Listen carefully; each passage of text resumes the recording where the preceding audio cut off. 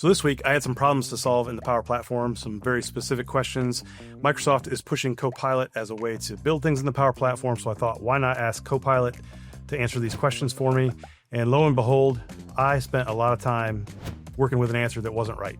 So in this video, I'm going to hopefully give you the right expectations to have out of AI tools and answering questions for the Power Platform, and ultimately, hopefully, save you some time.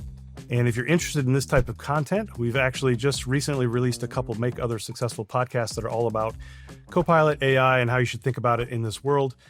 Feel free to check out the links to those episodes below. So one of the key tools that we've often used as successful developers has long been a good search engine, and the ability to put together or assemble the right keyword or phrase to find the answer that you're looking for has always been a great skill to have. And now more than ever, that's transforming into something like becoming a good prompt engineer with a good AI chatbot in order to get that answer. You might also think about that now as your phone a friend. So there's a recent scenario that I was working on in the Power Platform where I had a question come up and I thought, well, I'm going to use Copilot as my first phone a friend and see if it can give me a good answer. The specific scenario had to do with Power Apps licensing. A customer that I'm working with has a model-driven app, and they're using the per-app plan as their licensing model, and they're having trouble accessing flows from a flow menu in the model-driven app. The question I had was, does the per-app plan afford you the ability to run a flow that shows up in that flows menu in the model-driven app? And just really quickly to kind of orient you to what I'm talking about in terms of that flows menu, here I have a simple model-driven app. You can select one of these rows in a table, and then you have a flow menu here at the top. And any flows that you have associated to this particular entity or this table that are triggered for a selected item will appear in this menu for you to run. So in particular, my customer was not able to actually run this flow. They could see the flow because I had the action connected properly to this table, but they were not actually able to run the flow. It told them that they didn't have the right permissions to be able to run the flow. So the prompt that I put together for Copilot was pretty simple. Does a Power Apps per app license allow you to run a flow through the flows menu in your model-driven app? The answer that I got from Copilot was pretty definitively yes. Power Apps per app license does allow you to run the flow. There's some key points here. It's a little bit confusing, but on its face, it was pretty promising.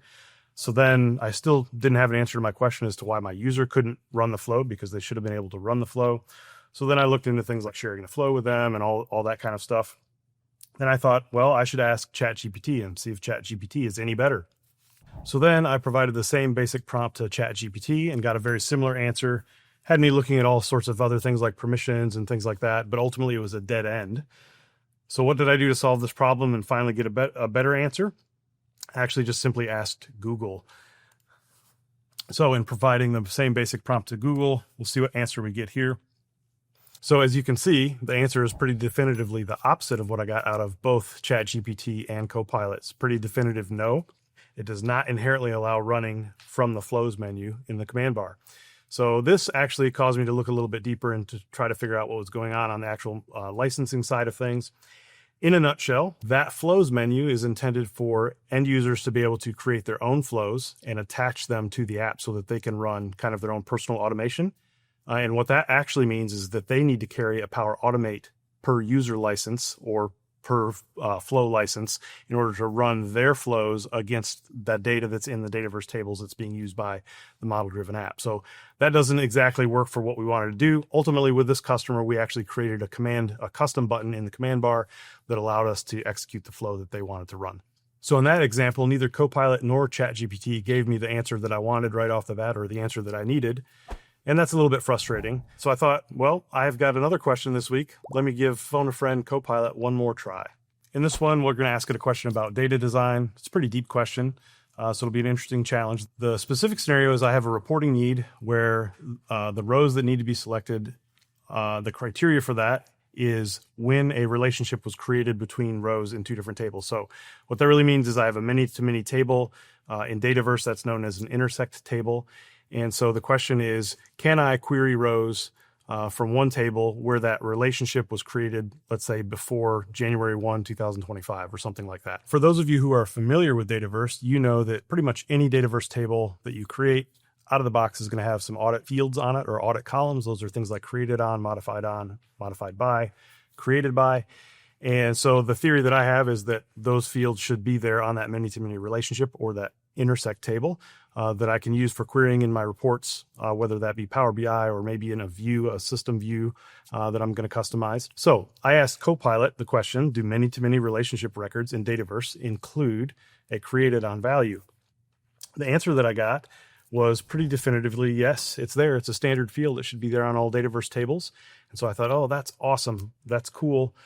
So then I went trying to query. I couldn't find it. I couldn't figure out what was going on. So then the next thing I thought is, well, let's ask ChatGPT and see if I get anything better. So I asked this question a couple different ways to ChatGPT, and both times got basically the same answer. Yes, in Dataverse many-to-many relationships, behind the scenes, there's an intersect table, and it should have a created on field there. So then I thought, I'm golden. I'm going to go try to query that data. I'm going to use fetch XML to get that out. Could not make it work. So then after banging my head on that problem for a couple hours, trying to figure out why I couldn't find the audit columns I expected to be on my intersect table, I thought, well, I guess I'll just go back to the good old search engine. And so I tried Google once again. So I basically just asked the same question of Google that I asked of both ChatGPT and Copilot, and once again got a completely different answer. No, intersect tables created automatically by Dataverse do not have a created on column. So the ultimate workaround for this is we had to create a custom relationship table, a custom many-to-many table between those two tables. And in doing so, you create the table the good old-fashioned way, just like you would any other normal table in Dataverse. You create the two lookup columns in it to point to either of the other tables. And then that table out of the box has those audit columns: created by, created on, modified by, and modified on. So what's my takeaway today? I think I'm done, at least for this week, with Copilot as my phone a friend. It looks like Google's AI just did an overall better job. Somehow it has access to more information than the other AI models that are out there. Not quite sure how that's working, but it gave me better answers. So I'm interested in your feedback and how you're using Copilot in your Power Platform development. Copilot is literally everywhere in the Microsoft 365 platform now. It's also the starting point for creating anything that you're going to create in Power Platform. So I'm really curious to hear about your feedback, any frustrations you might have. Feel free to comment and let me know below. And one last friendly reminder for those of you who think that Copilot might be coming for your jobs, I'm here to reassure you that it's not going to replace good old human problem-solving skills. For those of us that operate daily in that world, you know that you need to be able to pull the levers, push the buttons, decipher the results that you get in order to actually implement that problem-solving ability, and always double-check the answers that you're getting from search engines or chatbots with the actual results that you're getting from the tools. They're not always going to match up, and you still need human eyes to be able to figure out what's going on. One more thing, if you haven't heard about it already, if you're interested in all things Microsoft 365, we have a brand new 365 Foundations course that we've just released recently. It's aimed at getting your team up to speed and aligned on how to use all of the tools in the Microsoft 365 platform. Be sure to check that out in the link below. And that pretty much does it for today. Thanks everybody for watching, and I'll see you next time.